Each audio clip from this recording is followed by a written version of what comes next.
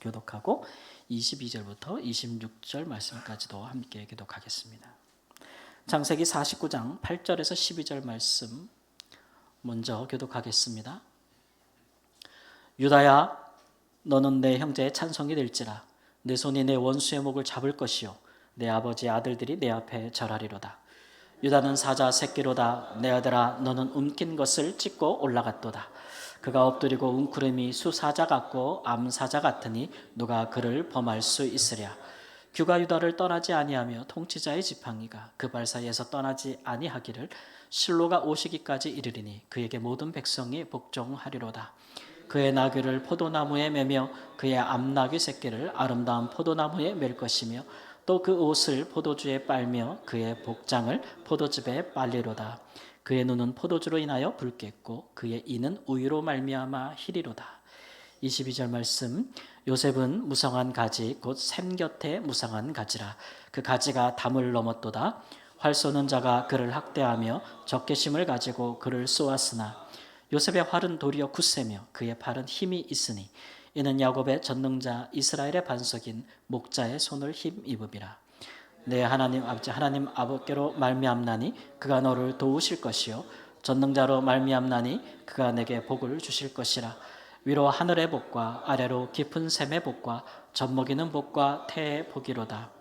내 아버지의 축복이 내 선조의 축복보다 나아서 영원한 산이 한없음 같이 이 축복이 요셉의 머리로 돌아오며 그 형제 중 뛰어난 자의 정수리로 돌아오리로다.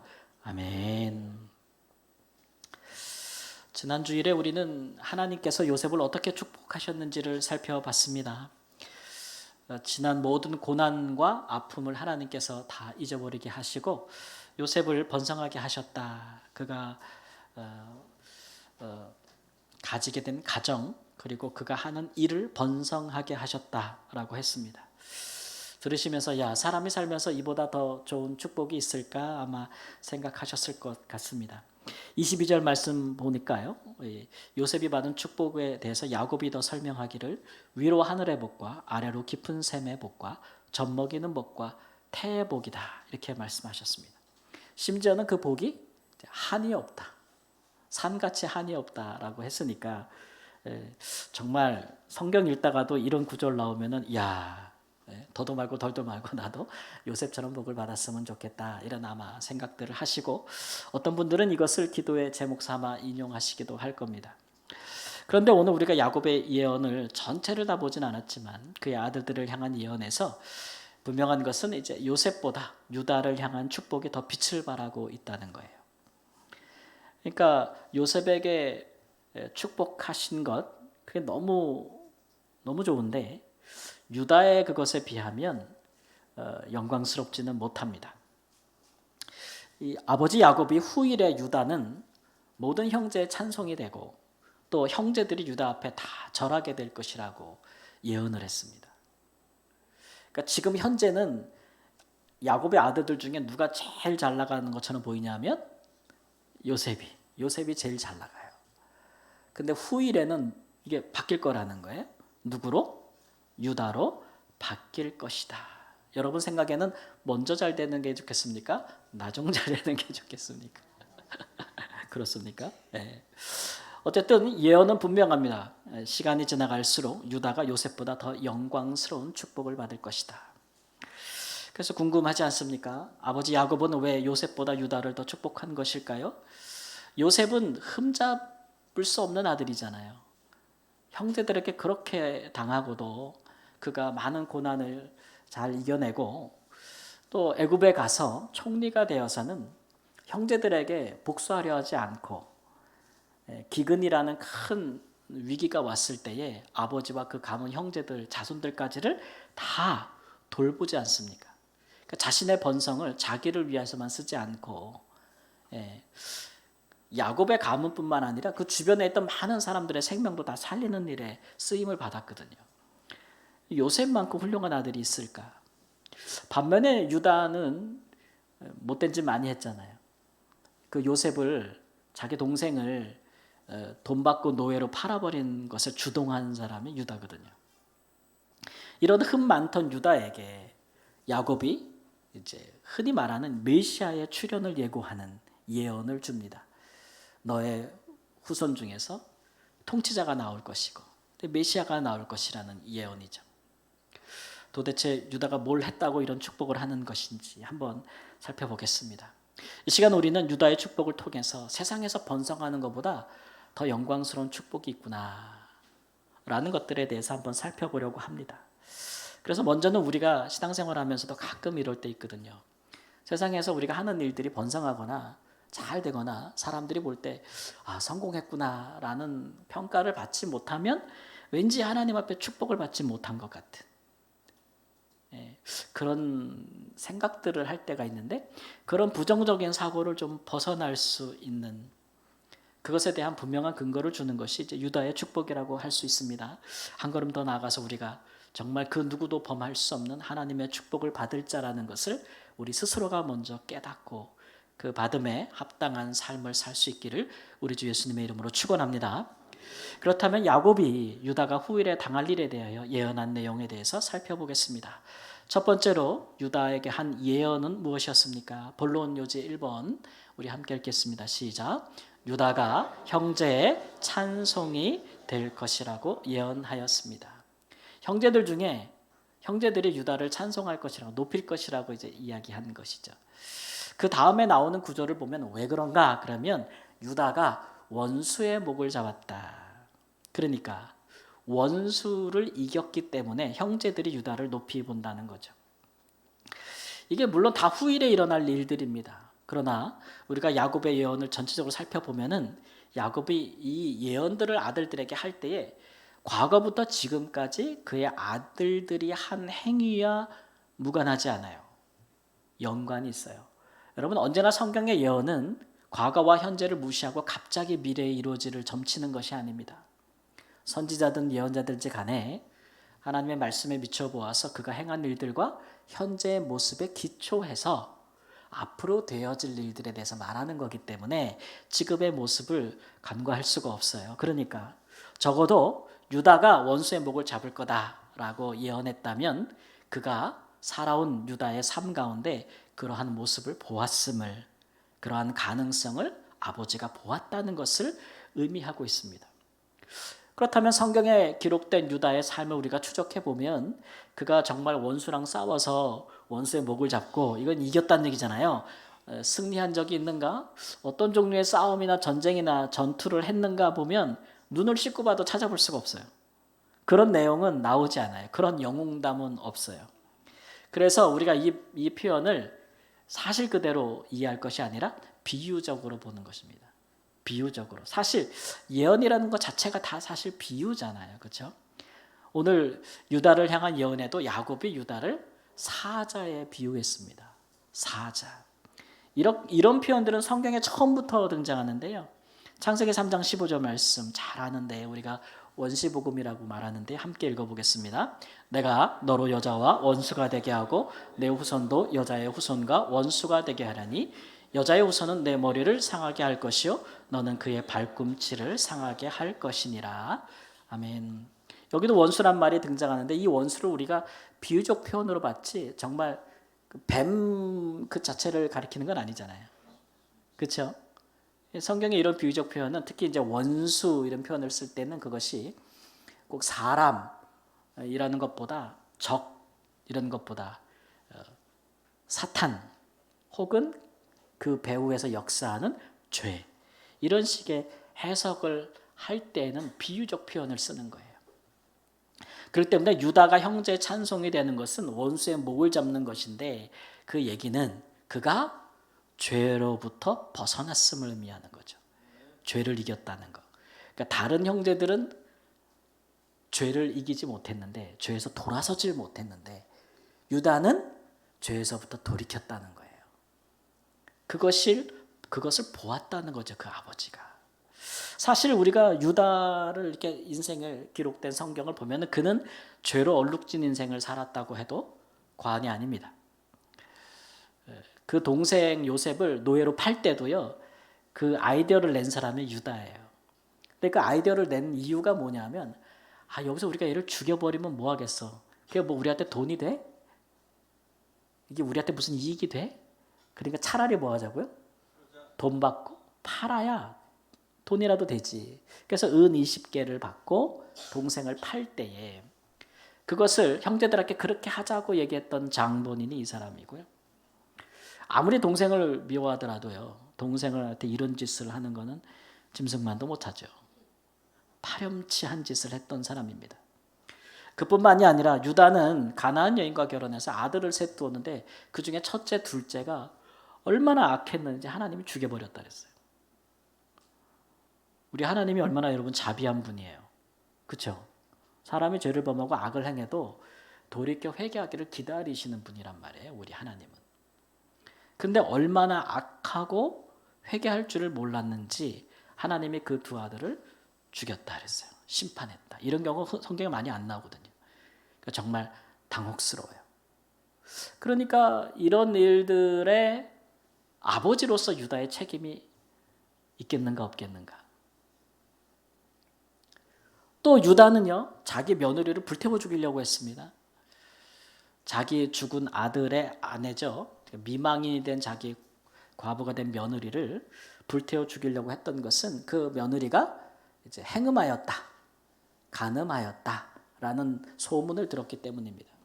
근데 사실 이 며느리 다말은 시아버지 유다를 통해서 임신한 거죠. 이런 해괴한 짓이 일어났습니다. 그러니까 원래 당시의 관습과 문화는 그리고 도덕적인 책무가 있어요. 그럼 사람이 남편 없이 죽어서 미망인이 되면 그 형제가, 그 죽은 자의 형제가 취하여 자손을 이어가게 하는 것이 있습니다. 오늘날로 보면 해괴한 짓인데 그건 우리의 시각이고 당대는 그게 참으로 옳은 일이고 참으로 박수받을 만한 일이었던 거예요. 형제가 죽은 형제 대신에 그렇게 해주는 것은. 근데 이 시아버지가 된 유다가 자기 아들이 그렇게 하는 것을 원치 않아서 이제 안 주죠. 그러다 보니까 이 며느리가 창녀의 분장을 하고 길거리에서 시아버지를 유혹합니다. 근데 시아버지는 또 그런 사람이라 자기 며느리인지도 모르고 들어가서 같이 잠을 잤는데 임신을 하게 돼요. 그러니까 과부가 임신했다는 소문이 들리니까 불태워서 죽여버려라. 너무 미우니까.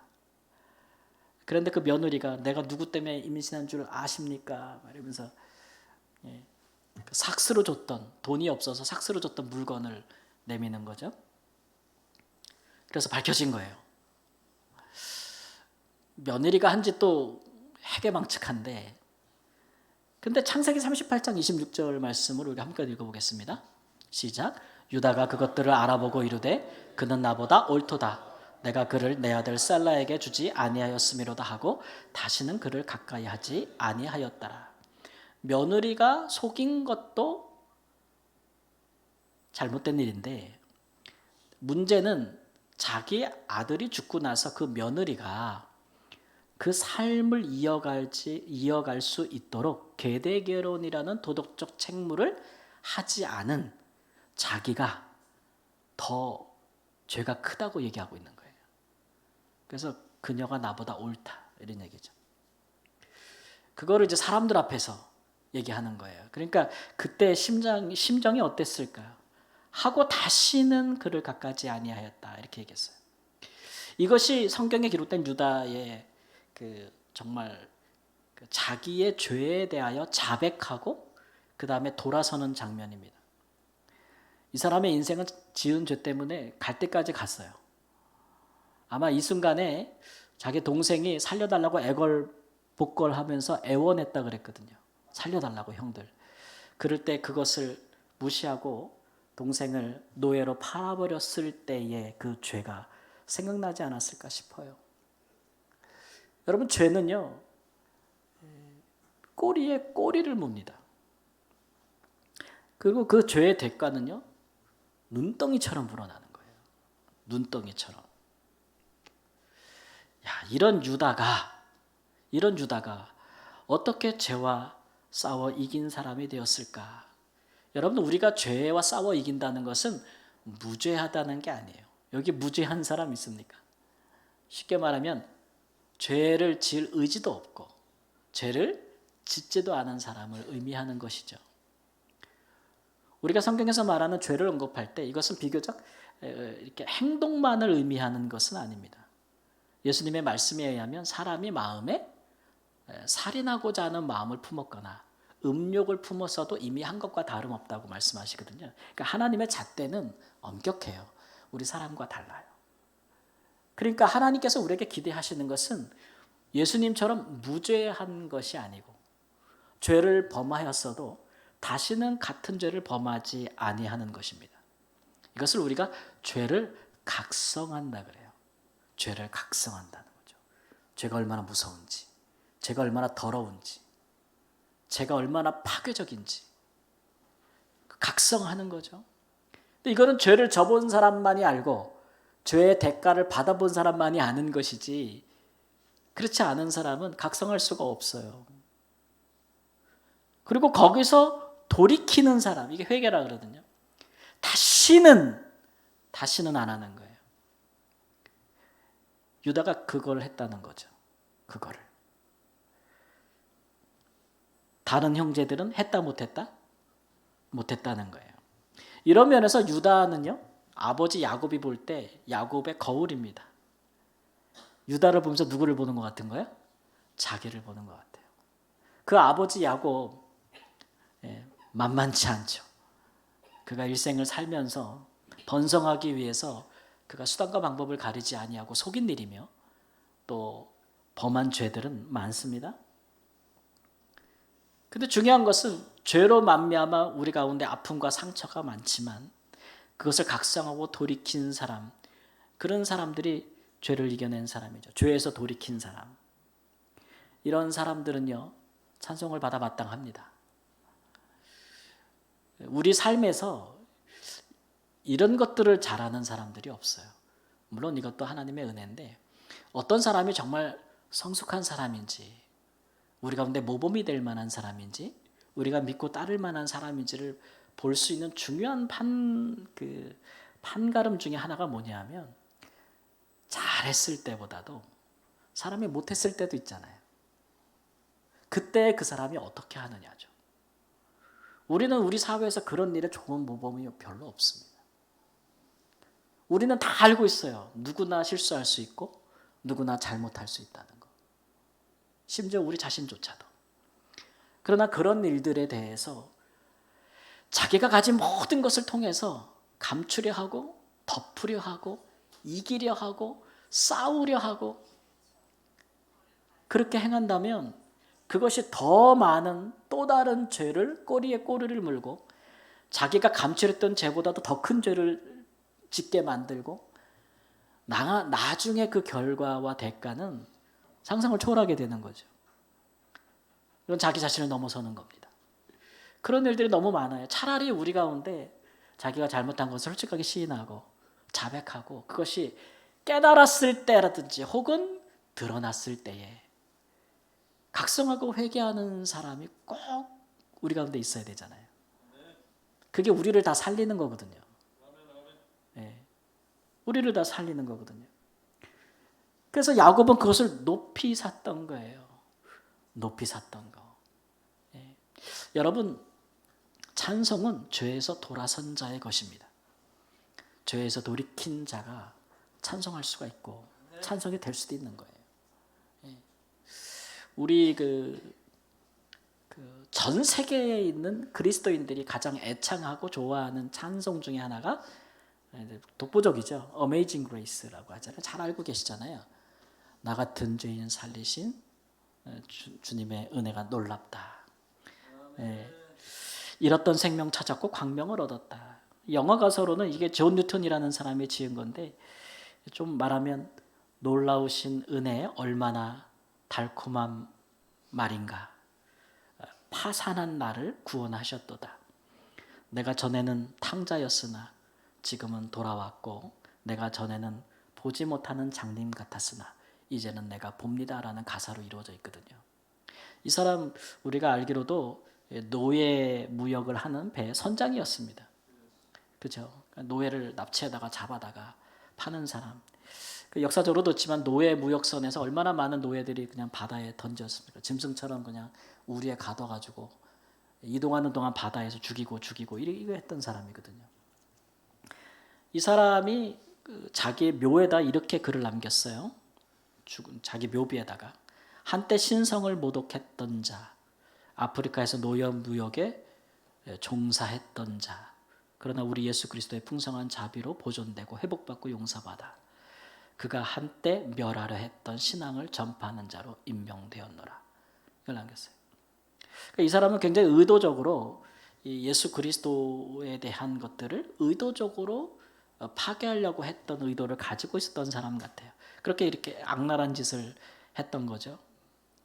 근데 이제 자기가 하나님 앞에 죄를 각성하고 이제 돌이켜요. 근데 이 죄를 돌이키는 게 쉽지 않아요. 이 사람은 각성하고 나서도요, 다시는 그 죄를 짓지 않기까지 거의 7년 정도가 걸렸다 그래요. 그러니까 바다에서 막 배가 풍랑에 막 뒤집히면서 자기가 죽을 위기에 처하니까 하나님을 찾으면서 생명을 보존하고서는 자기가 잘못됐다는 걸 인식하고 막 그랬는데 그 뒤로도요 계속 끊지 못하는 거죠. 쉽지 않습니다. 죄의 각성이 완전히 다시는 범하지 아니하는 것이 한 7년 정도 된 것 같고, 그 뒤부터 하나님 앞에 철저하게 돌이키는 삶을 살기 위해서 그가 자기 자신을 거룩하게 하고 회개하고, 또 회개한다는 것은 자기가 지은 죄에 대해서 책임을 지는 거잖아요. 그래서 이 사람이 이제 목사가 된 이후에 노예 해방 폐지 운동에 앞장을 서는데, 자기가 그동안 한 짓들을 다 책으로 이렇게 저술을 해가지고 노예 무역의 실상들에 대해서 고발을 합니다. 출간을 해가지고 거기에는 자기가 한 짓도 다 들어있는 거예요. 여러분, 노예가 실상 이렇습니다. 그러니 노예를 계속 하시겠습니까? 이렇게 하는 일과 뿐만 아니라 노예의 법을 폐지하는 데 앞장서는 사람들을 위하여 이제 의회에 가서 이제 증언하고 이런 일들을 활발하게 하죠. 이게 회개입니다. 그냥 내가 잘못했구나 깨닫는 건 각성이고, 자기가 지은 죄에 대해서 확실하게 책임을 지는 행동을 하는 것들이 회개죠. 그런 가운데 나온 찬송 아니겠습니까? 그러니까 많은 사람들이 공감하고 같이 이 찬송을 부르고 있는 거예요. 여러분, 우리는 다 유죄한 자들이잖아요. 근데 우리가 믿는 예수님은 무죄하신 분이십니다. 무죄하신 분. 그래서 우리가 그를 찬송받기에 합당하신 분이라고 말하지 않습니까? 또한 우리 중에 우리가 사람을 볼 때 어떤 범죄나 잘못을 한 것 자체로서 사람을 정죄할 것이 아니라, 그 사람이 우리 중에 누구라도 그 죄에서 돌이켜서 벗어나기 위해서 각성하고 회개하기 위해서 하는 것들을 돕고, 그런 일들을 잘한다고 칭찬하고, 그런 것들이 우리 가운데 참 그렇게 소중한 아주 존귀한 거룩한 행위임을 인식하는 것, 그 우리 공동체 안에 필요한 일입니다. 우리 다 흠과 티도 없어서 여기 모인 사람들 아니고, 그런 예수님을 믿고 우리도 그렇게 살고자 하여 모인 사람 아니겠습니까? 범죄한 사람이 세상 어디에도 갈 수가 없잖아요. 전과자 같은 건 사회 잘 안 받아주잖아요. 교회는 달라야 돼요. 흠이 많고 부족해도 약해도 다 받아줄 수 있는 것이 교회여야 하는 것입니다.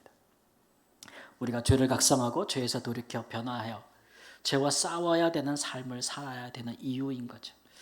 다시 한번 말씀드리겠지만 찬송은 죄에서 돌이켜 죄를 이기는 자의 것입니다. 우리가 이런 일에 우리의 남은 인생을 찬송하며 살 수 있고, 혹이라도 우리 자신과 혹은 우리의 가정이나 우리 주변에 만연한 오래된 죄와 싸우시는 일이 있거든. 그런 일들에 여러분들이 앞장서시고 감당해야 될 부분을 감당하시면서 그런 것들을 거룩하게 하는 일에 찬송받고 또 찬송하실 수 있기를 우리 주 예수님의 이름으로 축원합니다. 이것이 세상에서 번성하는 것보다 더 귀한 축복이다, 더 영광스럽다는 것이죠. 야곱이 유다가 후일에 당할 일에 대하여 예언한 것은 무엇이겠습니까? 두 번째 요지 함께 읽겠습니다. 시작. 유다는 모든 백성이 복종할 것이라고 하였습니다. 모든 백성이 복종할 것이다. 형제들만 그렇게 하는 것이 아니고 후일에는 유다에게 모든 백성이 복종할 것이다. 이 얘기는 왕이 된다는 얘기겠죠. 통치자가 된다는 얘기입니다. 후일에 이제 유다에게서 다윗이 나왔고, 다윗과 솔로몬은 우리가 알고 있는 왕과죠. 뿐만 아니라 그 후손에서 이제 예수 그리스도께서 오심으로 메시아가 오셔서 이 예언은 궁극적으로 성취되었다.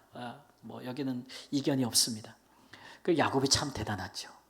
이때 어떻게 여기까지 바라봤을까? 이런 생각이 들어서 신앙과 영성이 어디까지 도달했는지를 우리가 가늠해 볼 수 있는데요. 마태복음 1장 2절에도 보면은 예수님의 계보에 대해서 말할 때 뭐라고 얘기했냐면 야곱은, 따라해보세요. 야곱은 유다와 그 형제들을 낳고, 이거 야곱이 난 아들이 12이나 되는데 다 퉁치고 뭐라 그랬어요? 유다와 그 형제들이라고 했으니 유다가 확실히 리더십을 가진 거죠.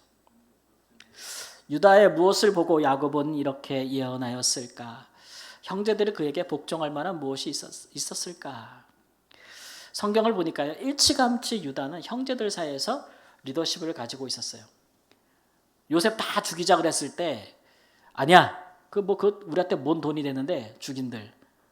그러니까 차라리 돈 받고 팔자 그랬을 때도 형제들이 뭐 했다고요? 청종했다 그랬어요, 성경에. 이 사람 넷째 아들이거든요. 넷째가 말했는데 형제들이 다 따랐다는 거예요. 그만큼 리더십이 있는 거예요. 근데 이제 이게 좋은 일에 안 쓴 거죠.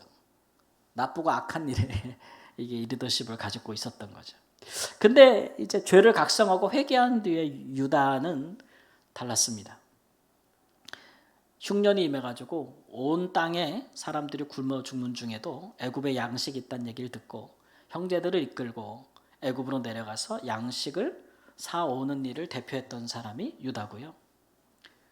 형제들이 온 것을 보고 총리가 된 요셉이 정탐꾼으로 몰잖아요. 니네 스파이지. 다 이유가 있겠지만 아버지와 동생을 데리러 오려고 하는 의도가 있었지만 그 일에 아닙니다라고 형제들을 대신해서 적극적으로 변호했던 사람도 유다입니다. 요셉이 막내 베냐민에게 혐의를 뒤집어 씌워서 그를 체포하고 볼모로 잡을 때 내가 차라리 내 동생 대신에 죽겠습니다. 나를 잡아가십시오라고 희생한 사람도 이 사람이고, 베냐민이 애굽에 데리고 갈 때에 아버지 야곱이 그 자기가 사랑하는 아내 라헬에게서 난 두 아들이잖아요. 요셉과 베냐민이. 요셉은 죽었고 베냐민만 남았는데 걔까지 애굽에 데려간다고 하니까 차라리 날 죽여라. 내 눈에 흙이 들어가기 전은 안 된다라고 했는데 아버지 눈에 흙을 놓고 데려간 사람이 유다예요. 아버지 설득하죠. 설득해. 아버지 내가 보장할게요. 얘한테 위험한 일 생기면 내가 대신 죽을 테니까 걱정하지 말라고. 데려간 사람도 유다고. 나중에 요셉이 있는 곳으로 야곱과 그 아버지의 모든 혈육들을 다 데리고 이주한 것도 그때 앞장섰던 사람도 유다. 그러니까 아버지가 사랑했던 요셉은 애굽에 있었고 아버지는 죽었다고 생각했는데 그 긴 동안에 그 집안에서 아버지를 돌보고 그 다음에 온 집안의 사실상의 장자 역할을 했던 사람이 바로 유다였어요. 첫째, 둘째, 셋째는 뭐하고 넷째가 이렇게 설쳤나? 첫째 루벤은 아버지의 첩과 나쁜 짓을 했잖아요. 그래서 아버지가 예언할 때 너는 원래 첫째라서 능력도 탁월하지만 너는 끊어졌다 그랬어요. 물이 끊어진 것처럼 끊어졌다고. 그렇게 예언했기 때문에 그런 사람을 누가 형제들이라도 첫째로 생각하겠어요. 그리고 둘째, 셋째가 시몬과 레위인데 이 사람들은 야곱의 온 가문을 다 몰살당할 위기에 처하게 만들었죠. 다른 민족에게 거짓말을 해가지고 세겜 족속을 살육을 했어요. 살육. 그 제노사이드, 인정 청소를 해버린 아주 사악한 일을 했기 때문에 아버지가 살육하는 기계라고 얘기했어요. 저주했죠. 그래서 이 세 아들은 아예 아버지 야곱이 생각할 때 아브라함과 이삭으로부터 오는 언약과 축복을 이어갈 자들로 아예 생각하지 않았어요. 배제했어요. 그리고 넷째, 연로한 야곱은 유다가 각성하고 변화된 다음에 책임을 다하고 형제들로부터 자발적인 복종을 이끌어내고 그리고 가장 위험할 때 자기를 희생하고 그런 모습을 보면서 이 유다가 앞으로 형제들의 뿐만 아니라 백성들의 복종을 이끌어낼 통치자가 여기서 나올 것이다. 왜냐하면 야곱도 굳게 믿었거든요. 아브라함 때부터 하나님 주신 언약에는 너로부터 많은 민족이 나오고 네가 나라가 될 것이라 얘기했잖아. 왕들이 나올 것이라고 네 허리에서. 이런 예언을 해 준 겁니다. 요셉이 수고한 바가 없지 않지만 그래서 아버지는 요셉에게는 정말 땅에서 더 이상 잘 될 수 없는 그런 번성의 축복을 빌어 주었지만 그의 언약과 신앙의 계승의 축복은 누구에게 주었어요? 유다에게 주었다. 여러분은 어느 교회 더 좋아 보입니까? 세상에서 번성하시는 축복이 더 좋아 보입니까? 아니면 후일에 나타날 영광스러운 이 신앙의 축복, 믿음의 축복이 더 귀해 보이십니까? 어느 걸 택하시겠습니까? 뭐 하나 택하라고 말하지 말아요. 두 개 다 가질래요. 그럴 수 있죠. 네. 여러분, 우리 믿는 사람들이 세상에서 번성해가지고요, 그 번성을 자기 자신만을 위해서 한 것이라고 생각하지 않고 이 하나님의 축복이라고 생각해가지고 그것을 가지고 세상이 어렵고 힘들고 정말 어려운 때에 정말 구원자 역할을 하는 건 너무너무 좋은 일이죠. 요셉이 실제로 그 대기근에 수많은 생명을 살릴 수 있지 않았습니까? 너무 가치 있는 일이죠.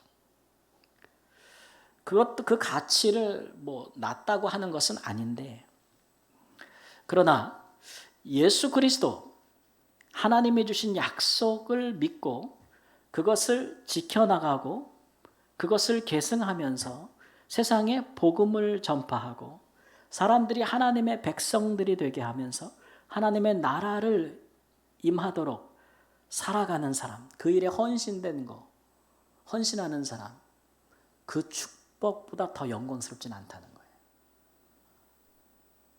이거는 영원한 생명과 관련이 되어 있지 않습니까?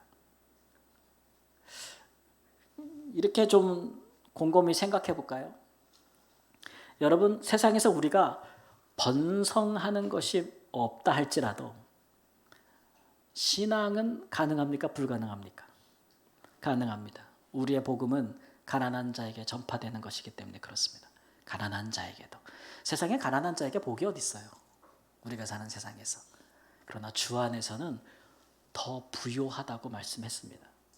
그러니까 번성이 없어도 신앙의 축복은 가능해요. 근데 반대로 생각해 볼까요? 만일 신앙의 축복을 받지 못하고 세상에서 번성을 한다. 그러면 그 나중 결과가 어떻게 되겠습니까? 아무짝에도 쓸모가 없습니다. 신앙 위에 기초 위에 번성해야 그게 하나님이 주신 축복입니다. 번성 그 자체로는 얼마 안 있으면 다 무너져 버릴 바벨탑에 불과합니다. 여러분, 신앙의 기초에 세워지지 않는 번성은 다 무너져요. 하나님이 다 흩어버려요. 그게 다 사람들의 우상이 되기 때문에 그렇습니다. 그런 것들을 우리 믿는 사람들이 사모할 것이 되지 않아요. 소망해서도 안 되고요. 우리 사회에 이제 중요한 사건들이 있을 때마다 우리 사회의 약한 부분들이나 개선해야 될 부분들, 뭐 쉽게 말하면 뭐 우리 몸으로 말하면 아픈 부분들이 막 드러나잖아요. 코로나 이후에도 적지 않게 그런 일들이 있었는데, 특별히 우리 사회 여러 가지 것들이 막 도전을 받았는데 교회도 그 중에 하나 있죠. 교회도 도전을 많이 받았습니다. 그 중에 하나가 뭐냐면 교회가 교회로서의 본질을 그동안 잃어버렸던 게 아닌가.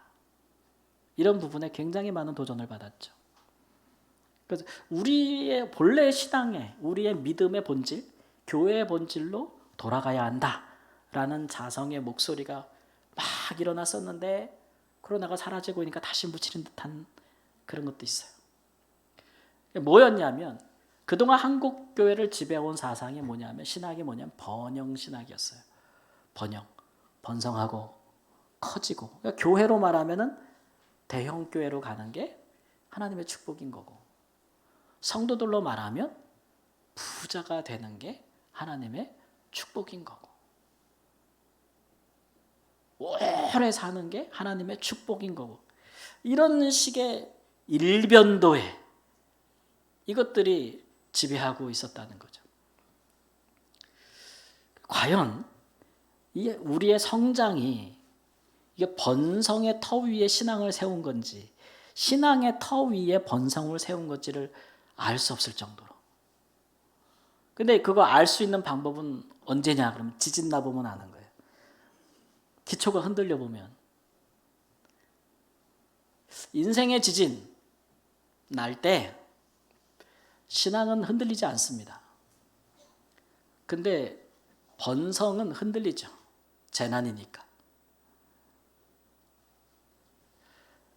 성전과 번성이 지금 멈췄다, 뭐 이런 얘기 많이 하는데, 한국교회 사회적 신뢰도가 아주 엄청 추락했죠. 그 다음에 교회로부터 이탈은 가속화되고 있고, 코로나 이후로 교회에 계속 던져지는 도전들은 이런 화두가 있습니다. 사유화. 교회가 주님의 것이 아니고 개인 특정한 인들의 사람의 것이냐라는 듯한 의심받을 만한 내용들이 너무 당연시되게 있었다. 그동안 권위주의, 교회에서 하나님의 권위를 말하는 것이 아니라 사람의 권위를 주장하는 일이 너무 많지 않은가. 대형화, 건축 위주의 교회 성장, 부흥론, 이런 것들이 다 이제 도마 위에 오른 것이죠. 생각해 보아야 될 문제입니다. 여러분, 하나님이 우리에게 주시는 축복은 번성도 있지만 번성보다 더 귀한 것이 신앙의 축복입니다. 기초를, 여러분의 신앙생활의 기초는 어디 위에 세워져 있는 겁니까? 우리 한국교회가 이렇게 가다가는 20년 뒤에는 진짜, 지금은 선교하는 국가고 선교사 보내는 국가인데 이제 우리 복음의 불모지가 되고 말 거예요. 뭐 틀림없습니다. 우리 자녀들이 교회 안 나오잖아요. 신앙생활 안 합니다. 선교 대상 국가 될 것입니다. 우리의 신앙이 어디 위에 세워졌는지를 생각해 보아야 될, 절실하게 생각해 보아야 되는 거죠. 아무리 번성이 좋고 성공이 좋고 부유한 게 좋아도 우리의 신앙보다 앞세울 수 없는 겁니다. 우리가 잘 돼서 세상을 위해서 멋지게 살아가는 것도 가치가 있지만 하나님의 나라를 위한 것보다 크지는 않습니다. 그래서 이것을 우리 가운데 확실하게 드러낼 수 있는 방법은 하나예요. 여러분, 우선순위를 분명히 하셔야 됩니다. 무엇이 우선이냐? 세상에서 하나님의 나라와 복음을 위해서 사는 것이 우선이다. 뭐보다요? 내 인생이 번성하고 성공하는 것보다, 부유해지는 것보다 우선이다. 아멘이? 오늘도 살짝 귀에 거슬리는데? 목사님 오늘 나 긁으려고 작정했나? 그것이 하나님이 보실 때 가장 주시는 영광스러운 축복이고, 그와 같이 사는 자들을 찾고 계십니다. 우리 모두 다 그와 같은 자리에 서시기를 주님의 이름으로 축원합니다. 사랑하는 성도 여러분, 죄에서 돌아서면 찬송이 되고 하나님의 나라를 위한 헌신은 갈수록 더 영광스럽고 영원한 것입니다. 이런 축복은 세상에서 번성하는 것과는 비교할 수 없이 존귀하고 영원합니다. 우리 모두 우리 주님 안에서 앞으로 받을, 또 이미 받은 축복에 합당하게 행하시는 은혜가 있기를 우리 주 예수님의 이름으로 축원합니다. 아멘. 우리 함께 합심해서 잠시 기도하겠습니다.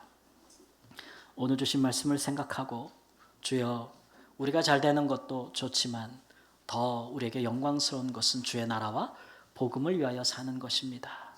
하나님이 중심에서 멀어지지 아니하게 하시고, 또 이 길에서 하나님 결연히 믿음의 길을 갈 수 있는, 하나님의 사람의 길을 갈 수 있도록 주여 우리와 우리의 가정과 우리의 교회를 굳건히 신앙의 기초 위에, 예수 그리스도 위에, 복음 위에 세워 주옵소서.